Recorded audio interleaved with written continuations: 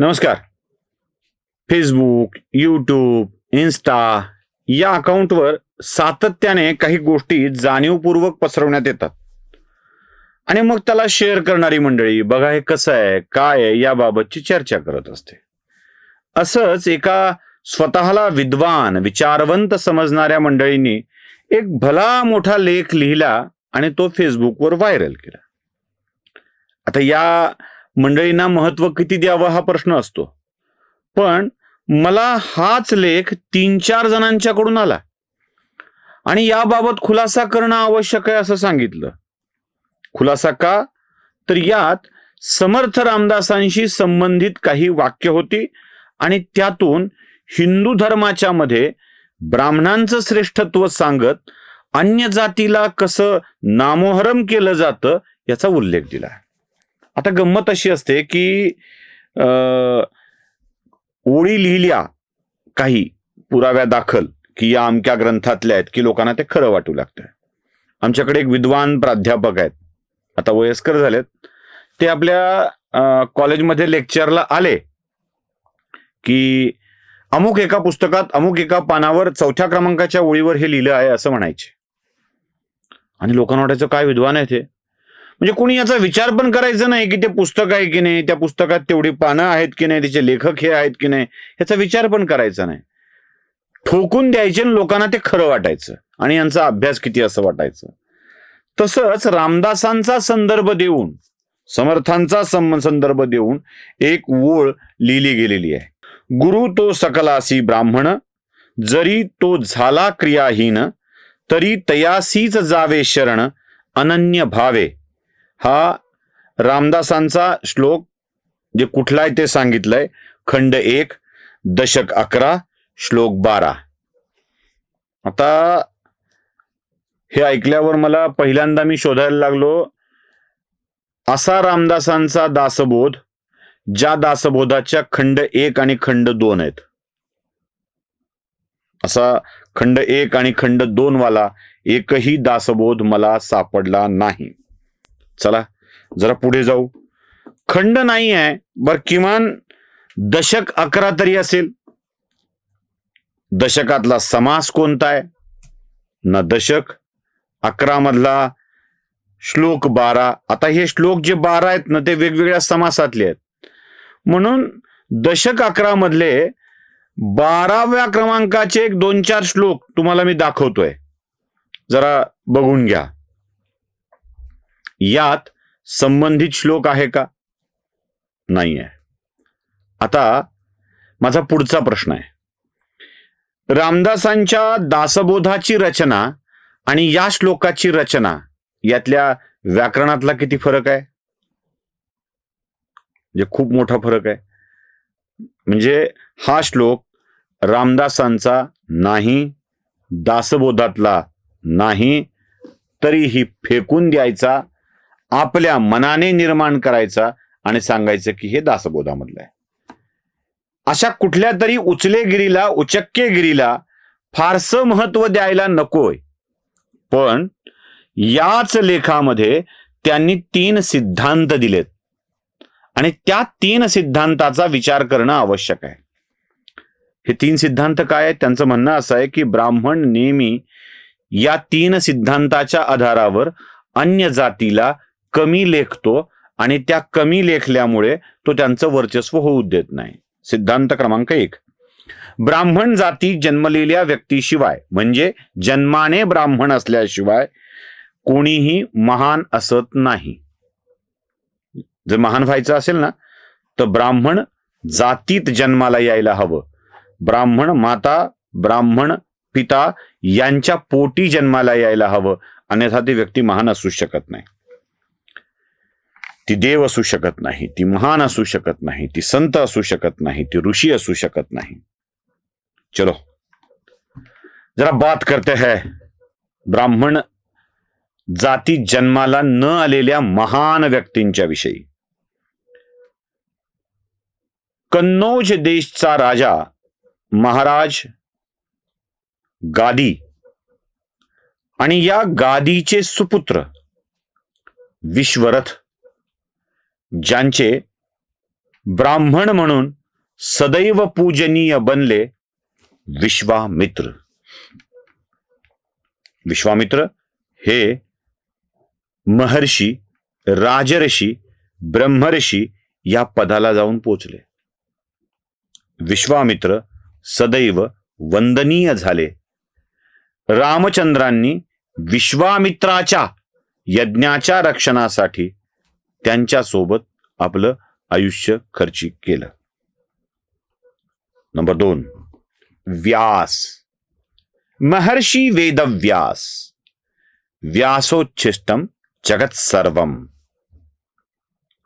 महाराज शंतनूंची, महाभारतातल्या, जिथून महाभारताची कथा प्रारंभ होते, त्या शंतनूची पत्नी सत्यवती, मत्स्यगंधा सत्यवती, या सत्यवती कोळी समाजातील सत्यवतीचे पुत्र वेदव्यास. त्या वेदव्यासांची माता ब्राह्मण नव्हती. वाल्मिकी समाज सांगू शकेल वाल्मिकी कोण होते? ज्यांनी रामायणासारखा ग्रंथ रचला. आता रामायणाचा ग्रंथ रचला म्हणल्यावर रामावरही बोलावं लागेल, ते नंतर बोलतो. व्यास भागवत ग्रंथ लिहिला, श्रीमद भागवत हा ग्रंथ लिहिला, वेदांचं लेखन केलं, त्यानंतर महाभारताची कथा लिहिली. वाल्मिकी रामायण लिहिलं. कोणीही ब्राह्मण जातीत जन्माला आलेलं नव्हतं. मतांग ऋषी, माता शबरी, कोणीही ब्राह्मण जातीत जन्माला आलेलं नव्हतं. भगवान रामचंद्र क्षत्रिय कुळात जन्माला आलेले, ज्यांचा जन्म ब्राह्मण मातापित्याच्या पोटी झालेला नव्हता. रामचंद्र प्रातस्मरणीय बनले, सदैव स्मरणीय बनले. ते अखंड भारताचे आराध्य बनले. पूर्णावतार भगवान श्रीकृष्ण देवकी आणि वसुदेव या यादव कुळातील माता पित्याच्या पोटी जन्माला आले, वाढले. नंद आणि यशोदेच्या एका गवळ्याच्या घरात ते अखंड हिंदुस्थानातील समग्र हिंदूंचं आराध्य बनले. ब्राह्मण कुळात जन्माला आलेले नव्हते. मत्स्य, वराह, नरसिंह असे अवतार जे सदैव पूजनीय आहेत, ज्यांची मंदिर आहेत, ती ब्राह्मण कुळात जन्माला आलेली नाहीत. ब्राह्मण या कुळात जन्माला आलेले परशुराम, ब्राह्मण या कुळात जन्माला आलेले परशुराम, या परशुरामांची आई रेणुका ही अयोध्येचा राजा प्रसेनजीत यांची कन्या, क्षत्रिय कन्या. वडील जमदग्नी. जमदग्नीच्या मातोश्री म्हणजे विश्वामित्रांच्या बहीण, त्यांचंही नाव सत्यवती. विश्वामित्रांची बहीण कन्नौज देशाचे राजा महाराज गाधी यांची कन्या म्हणजे क्षत्रिय. आता या क्षत्रिय माता, ब्राह्मण पिता यांच्या पोटी जन्माला आलेलं अपत्य परशुराम एक ब्राह्मण कुळातलं गणल्या जातं. अल्पकाळाचा अवतार वामन, जो ब्राह्मण रूपात होता, ब्राह्मण कुळात नव्हे. त्याची कथा वेगळी आहे, ती सविस्तर कधी सांगेन. हे एकमेव ब्राह्मण रूपात आलेले आणि पूर्ण ब्राह्मण कुळात आलेले. जन्म झालाय की नाही माहित नाही, अवतीर्ण आहे. कारण ईश्वराचा अवतार होतो, जन्म होत नाही म्हणतात. कृष्णावतार आहे, रामावतार आहे, जन्म होत नाही म्हणतात. त्यामुळे कुळाचा प्रश्नच येत नाही. मत्स्यावतारातील मंदिर आहे, वराह अवतारातील वराह स्वामीचं मंदिर आहे, राम मंदिर आहे, कृष्ण मंदिर आहे, विठ्ठल मंदिर आहे. परशुराम मंदिर, वामन मंदिर नाही.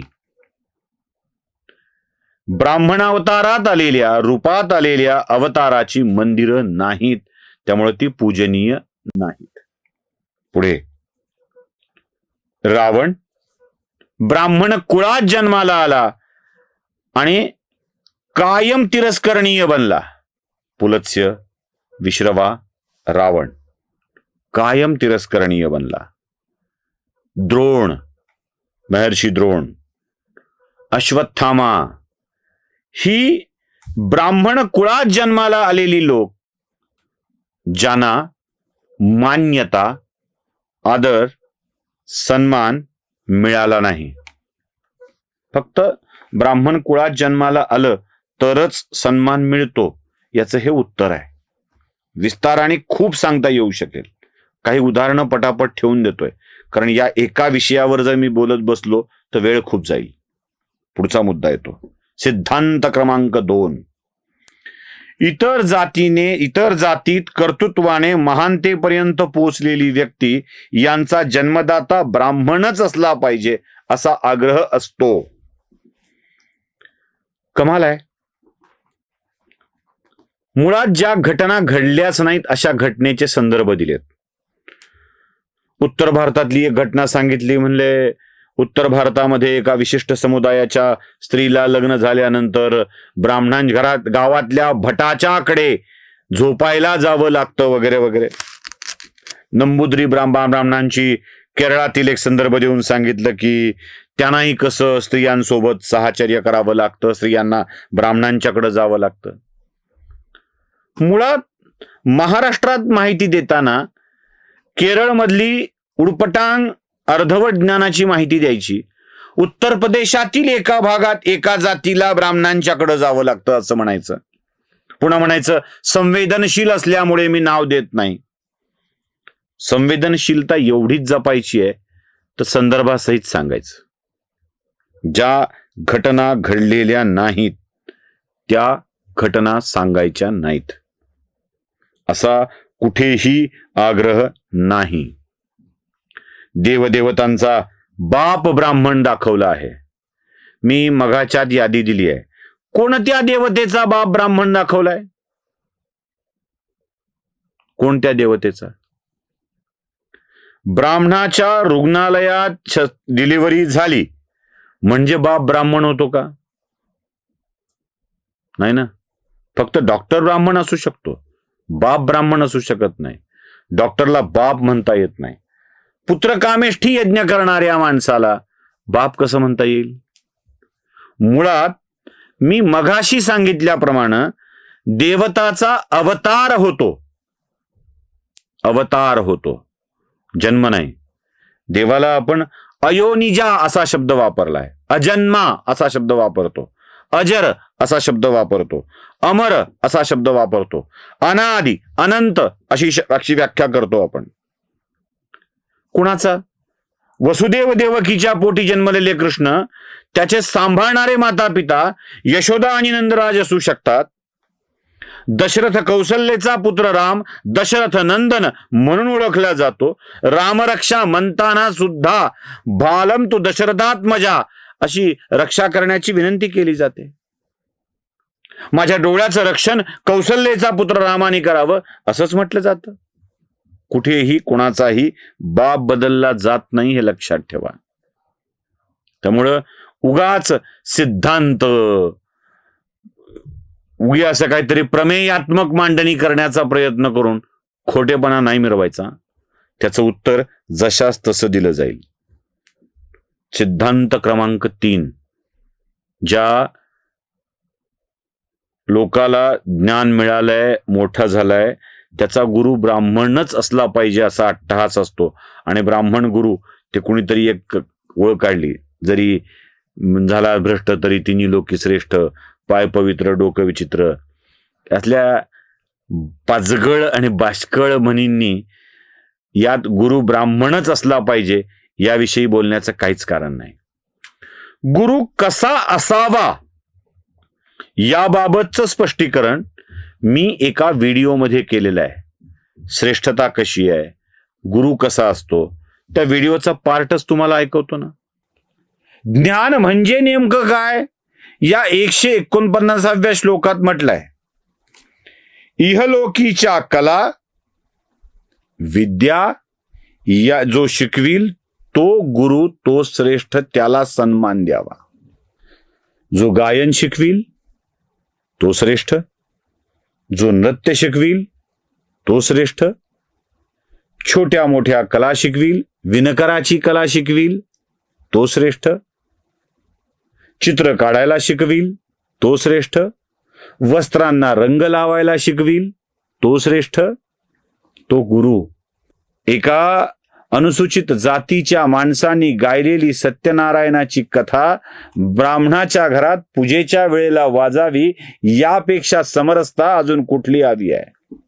इहलोकीच्या विद्या आणि कला जो शिकविल ते इथे श्रेष्ठ ठरतो, तो श्रेष्ठ ठरतो.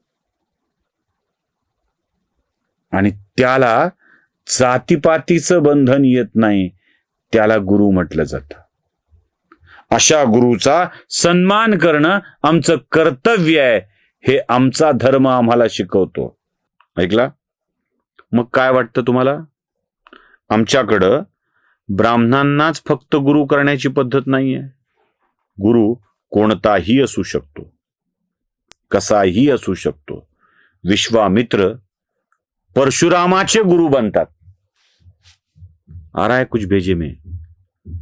ज्यांना ब्राह्मण आराध्य समजतात त्या परशुरामाचे गुरु विश्वामित्र आहेत, जे क्षत्रिय होते. नाही लक्षात येत आमच्या हे सगळं, कारण आम्हाला हे एका जातीच्या विरोधात पसरवायचं आहे. एवढं पसरवणं बंद व्हावं यासाठीच हा खुलासा. नमस्कार.